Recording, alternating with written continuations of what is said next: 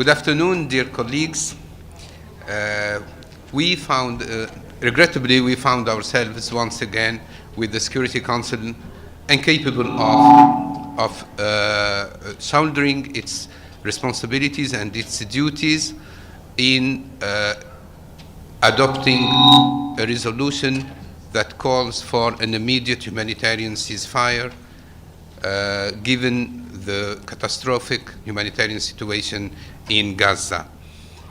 The Arab group will continue its efforts with the international community at all the levels to establish this humanitarian ceasefire. And I'll let my colleague, Dr. Riyadh, to say a few words. Well, thank you very much for being with us. I just want to begin by expressing our gratitude to all of my brothers and sisters of the Arab group, demonstrating, as usual, our total unity in calling for an immediate ceasefire. And also, I want to express our gratitude to my brother from Algeria and his team, and to the Algerian people and their government, who represented us in an impeccable way in the Security Council.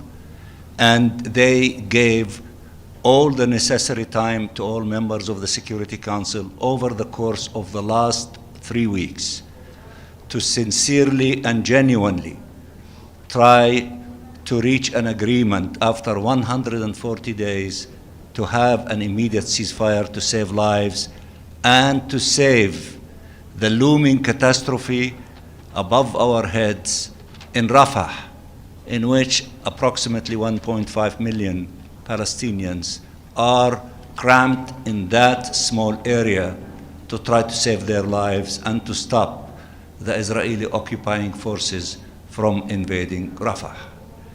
Regrettably, we are extremely disappointed that a resolution was not adopted in spite of the fact that there was very strong support by 13.5, you can say close to 14 members of the Security Council to that call.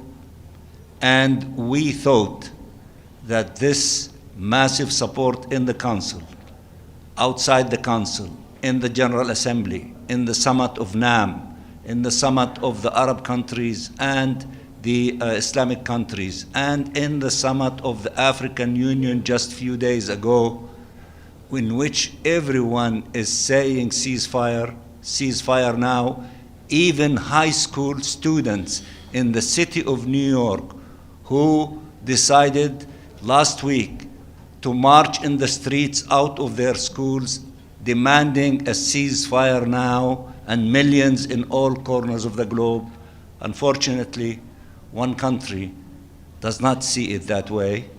And if that country has the power to say, as it was announced in the Council, that they want to have a long cessation of hostilities to be able to negotiate what they are negotiating with two of our countries, Egypt and Qatar, the release of prisoners and the hostages, who is stopping them from demonstrating to us through action of stopping the fighting, and then to continue to negotiate whether the Security Council adopt a resolution or not, although it is the charter responsibility of the Security Council, whenever there is conflict, whenever there is war, that the first thing that they should ask for is a ceasefire. Thank you very much. Does the Arab group have any plans to take this resolution to the General Assembly for a vote there? Oh, this is what I meant, that you will be asking that question, and I'm glad that you're asking that question. We have all the options available to us. The resumed emergency session is one serious option. We will decide when to do it, and even if the same language or different language. And also, we are contemplating also the possibility of seeing the representative that casted the veto to address and to defend itself before the General Assembly, which is an automatic thing that could take place within 10 days. All these options are available to us.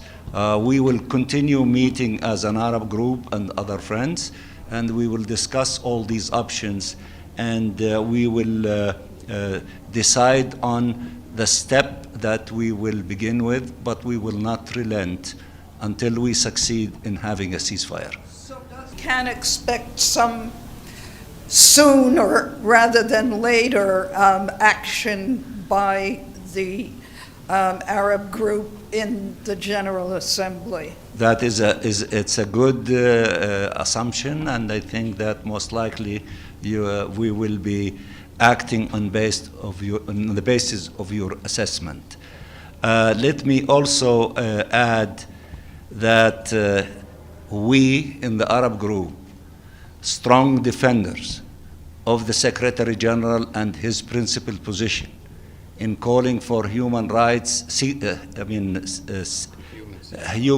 ceasefire early in the ball game, and also we salute him for his courage in invoking Article 99 when he came to the Security Council, and also we are defenders of all UN agencies working in the humanitarian field, that they are carrying honorably their mandate, and all of the lies that you heard from one speaker in the chamber are lies and reflecting noise in his head, are not reflecting reality, which is being admired by the entire international community.